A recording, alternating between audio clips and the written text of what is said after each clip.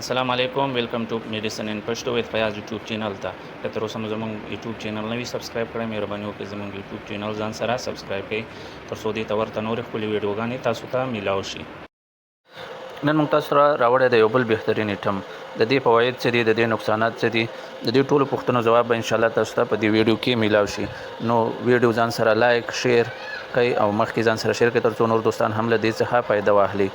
نن موږ راوړی دی یو بل بهترین ایټم د کوم نوم چې دی جوویټ. جوویټ فواید څه دي، نقصانات څه دي، کومې کمپنۍ جوړ کړی او په څه کې کار کوي، د دې ټولو پوښتنو جواب انشاءالله تاسو ته په دې ویډیو کې میلاویږي. راځئ ویډیو را سره تر اخره پورې وګورئ.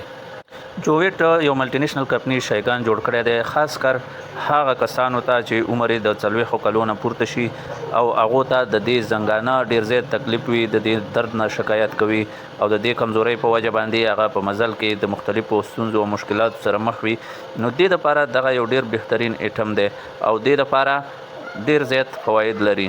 همداسې هر عمر کسې استعمالولی شي، خو اکثر دغه تکلیف کو موږ ګورو اکثر چې کله عمر ډیر شي هغه د زنګون اکثر په مزل سره په منډې سره نو هغه د عمر په تېرېدو سره کمزوری کېږي، د هغې کمزورتۍ په وجه باندې ډیر درد به سړی محسوسوي چې کله مزل کوي. نو دې دپاره یو ډیر بهترین ایټم دی او د دې په استعمال سره دغه ستونزه په مکمل ډول ختمېدی شي. که موږ وګورو جوویټ یو ملټي نیشنل کمپنی شایګان جوړ کړی، په هر میډیکل سټور کې په اسانۍ سره پیدا کېدی شي، پرایز یې هم مناسب دی او فواید یې ډیر زیات دي، خاص سایډ افیکټ یې نشته.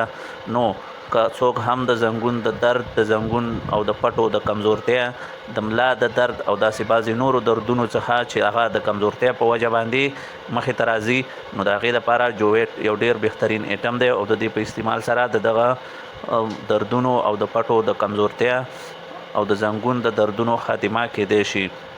نو موږ تاسو ته ریکمنډ کوو دغه بهترین ایټم د کوم پرایس چې هم ډیر مناسب دی او په هر میډیکل سټور کې په اسانۍ سره پیدا کېدی شي. نو که دغه ستونزو او مشکلاتو سره سړی مخ وي پکار ده چې دغه واخلي.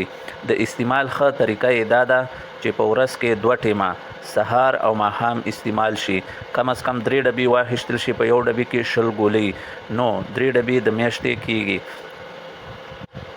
نو سهار ماښام چې استعمالیږي دې سره د پټو د کمزورتیا، د زنګون د دردونو، د ملا د درد او بعضې د وجود هغه دردونه چې هغه د کمزورتیا په وجه باندې مخې ته راځي د دې خاتمه په اسانه سره کېږي. د دې فارمولا ګلوکوسامین سلفیټ او د نورو مختلفو فارمولو څخه جوړ دی او یو ډیر بهترین ایټم دی.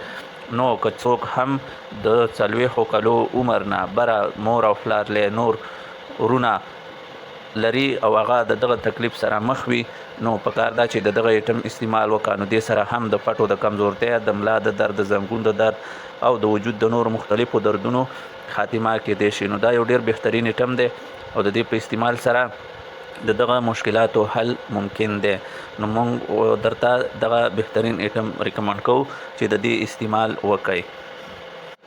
که پرایس ته راشو هم د دې یو ډیر بهترین پرایس دی، 2598 یا په 698 روپۍ باندې یو ډبې دی. په یو ډبې کې 20 ګولۍ وي. نو هغه کسان چې کم د عمر ډیر وي او د ملا د درد او د پټو د کمزورتیا او د زنګون د درد څخه شکایت کوي، نو هغه دې په ورځ کې 2 ټیمه استعمالوي.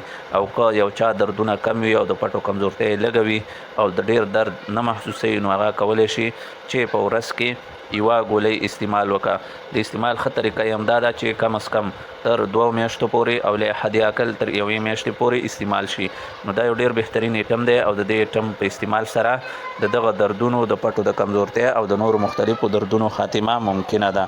نو موږ تاسو ته ریکمنډ کوو چې دغه ایټم واخلئ او د دې پیدا کېدل هم په اسانۍ سره کېږي. په هر میډیکل سټور او د هر دکانو کې، د میډیکل دکانو کې پیدا کېدل ممکن دي او په اسانۍ پیدا کېږي. نو دغه ایټم په استعمال سره د دغه ستونزې او مشکلاتو حل ممکن دی. نو که چاته هم دغسې تکلیف وي، کور کې والدین لري، عمر نه ډیر وي او هغو د زنګون د درد، د خپو د درد او د خپو د تلو د سوځېدو، د پټو د کمزورتیا او د نورو مختلفو دردونو شکار وي، نو هغه کولی شي چې دغه ایټم استعمال کړي. نو د دې په استعمال سره د دغه ستونزو او مشکلاتو حل ممکن دی. که تر اوسه مو زموږ یوټیوب چینل میډیسن ان پښتو ویت فیاض نوی سبسکرایب کړئ مهرباني وکړئ زموږ چینل ځان سره لایک شیر او سبسکرایب کړئ ترڅو دې ته ورته نورې ښکلي ویډیوګانې موږ ستاسو مخې ته راوړو او تاسو ته پیدا واخلئ. نو تر بلې ویډیو پورې د